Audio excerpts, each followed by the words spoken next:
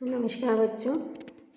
हमने प्रसव प्रक्रिया पढ़ी थी, जिसमें हमने देखा था कि प्रसव किस प्रकार से होता है। प्रसव के पश्चात मदर केयर और बच्चे की केयर बहुत आवश्यक है।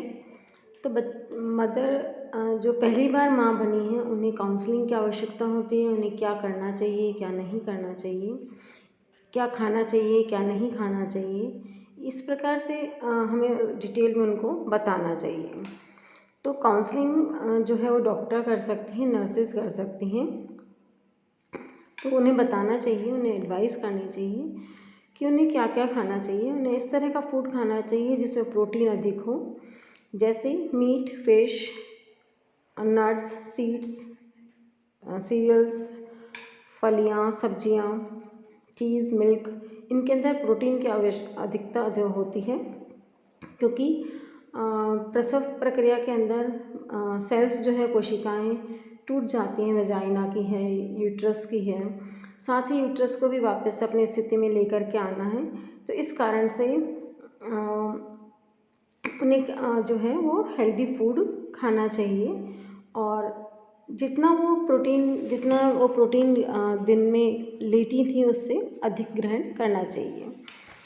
उन्हें अश्योर करना चाहिए मदर को कि कोई भी जो फूड है ऐसा जो कि नॉर्मल फूड जो कि हार्म करे ब्रेस्ट फीडिंग में बेबी को, उस प्रकार का फूड उन्हें नहीं लेना चाहिए। जैसे अधिक मसाले युक्त भोजन ग्रहण नहीं करना चाहिए। उन्हें इस तरह का फूड ग्रहण करना चाहिए जो कि उनकी बॉडी को वापस से शेप में ला सके। तो अगर हम देशी उसमें बात करें तो गुड़ है, अजवाइन है, गोंद है, जो कि इनके अंदर प्रोटीन की मात्रा ज़्यादा है, गर्माहट ज़्यादा है, आयरन ज़्यादा है। इस तरह का फूड उनको ग्रहण करना चाहिए। कोई भी फूड जैसे ड्रिंक, शराब नहीं पीनी चाहिए, तंबाकू नहीं खाना चाहिए। इस तरह के फूड उनको ग्रहण नहीं करने चाहिए। ना ही कोई ऐसी दवा लेनी चाहिए जिससे कि ब्रेस्ट फीडिंग के थ्रू बच्चे के अंदर जो है वो चीज़ जाए। और उन्हें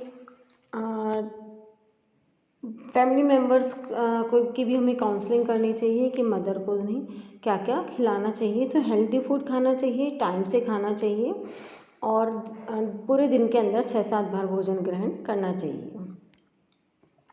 इसके पश्चात आता है कि कुछ डेंजर साइन हैं जिनका ध्यान रखना चाहिए प्रसव के पश्चात माता का। उन्हें हॉस्पिटल एक 24 घंटे के पश्चात छुट्टी मिलनी चाहिए, जिससे उन्हें उनकी देखभाल की जा सके। WHO ने भी कहा है कि 24 आवर्स जो है वो माता जो है वो देखभाल में रहनी चाहिए। और यदि कोई इस तरह के सिम्टम्स उन्हें नज़र आते हैं जो कि डेंजर साइंस हैं, तो इमीडिएटली उन्हें हेल्थ सेंटर की ओर लेके जाना चाहिए। बिल्कुल भी वेट नहीं करना चाहिए। जैसा डेंजर साइन हो सकते हैं कि वेजाइनल ब्लीडिंग हो रही हो बहुत ज़्यादा, क्योंकि इस समय पीरियड मतलब जो है वो ब्लड बहुत ज़्यादा सीक्रेट होता है। तो 28th डे करीब ब्लीडिंग रहती है, लेकिन बहुत ज़्यादा ब्लीडिंग अगर हो रही है वेजाइना से तो हॉस्पिटल लेके जाना चाहिए। फिट आ रहे हैं यदि, क्योंकि अगर हो सकता है कि ब्लड की कमी हो गई है, कमजोरी हो गई है, तो फिट आ सकते हैं, तो हॉस्पिटल तुरंत लेके जाना चाहिए। और सांस लेने में यदि बहुत अधिक तकलीफ़ हो रही है या बहुत तेज़ी से सांस आ रही है तो भी लेके जाना चाहिए। या फीवर हो गया है और अधिक समय तक रह रहा है तो भी लेके जाना चाहिए। बहुत ही सीवियर हेडेक हो रहा है कि बिल्कुल फटने को हो रहा है, सर जैसा वैसा उसको महसूस हो रहा है अगर, तो लेके जाना चाहिए। काफ पेन है, रेडनेस है, उसमें स्वेलिंग है, शॉर्टनेस ऑफ ब्रीदिंग है, चेस्ट पेन है, तो इन सब अगर ऐसे सिम्टम्स नज़र आते हैं या चेस्ट में पेन है, तो इन सब हमें तुरंत ही हॉस्पिटल लेकर जाना चाहिए। बिल्कुल भी हमें वेट नहीं करना चाहिए।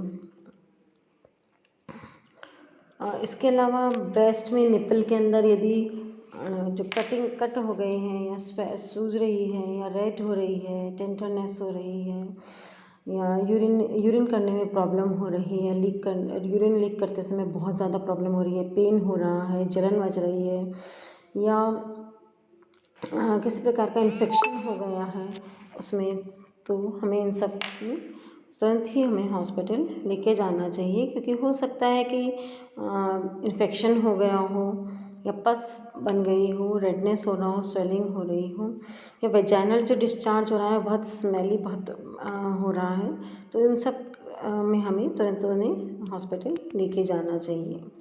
या साइकोलॉजिकली भी प्रॉब्लम हो सकती है कि सीवियर डिप्रेशन है और उन्हें जो है सुसाइडल प्लान कर रही हैं, तो उस कंडीशन में भी हमें लेके जाना चाहिए। इसके अलावा कुछ रिमाइंडर्स हैं जो हमें ध्यान रखने चाहिए। बहुत ज़रूरी है कि मदर, फादर, फैमिली मेम्बर्स जो हैं वो प्रैक्टिकल बने और उन्हें प्रैक्टिकली उन्हें सलाह दी जाए कि उन किस प्रकार से बच्चे की और मदर की केयर करनी चाहिए। तो बच्चे को हमेशा वार्म रखना चाहिए, उसे कपड़े पहनाने चाहिए, एक दो कपड़े पहनाने चाहिए, ठंड में नहीं रखना चाहिए। यदि बहुत अधिक ठंड है तो अपने साथ ही उसको बिल्कुल हॉट उसमें रखें टेम्परेचर के अंदर, और उसकी अम्बिलिकल कॉर्ड की केयर करें, उसमें चिकनाई लगाते रहें और बच्चे को बिल्कुल साफ़ रखें। बहुत ज़रूरी है ये तो कि बहुत अधिक साफ़ रखना चाहिए। गीली नेपी नहीं पहने रहे, वो उसको चेंज करते रहने चाहिए, ध्यान रखना चाहिए, क्योंकि बच्चा टॉयलेट भी बहुत जल्दी जल्दी करता है। उसके फेस को भी साफ़ रखना चाहिए, बहुत ज़रूरी है। और नीचे के जितने भी पार्ट हैं, यूरिनली और यूरिन पास करने की जगह है, स्टूल पास करने की जगह है, बिल्कुल क्लीन और ड्राई रखनी चाहिए। और अधिक समय तक उसको नेपी नहीं पहनानी चाहिए, उसको सूखा रखना चाहिए। पाउडर वगैरह या कोई भी अच्छा पाउडर जो कि मेडिकेटेड पाउडर हो उससे उसको क्लीन रखना चाहिए।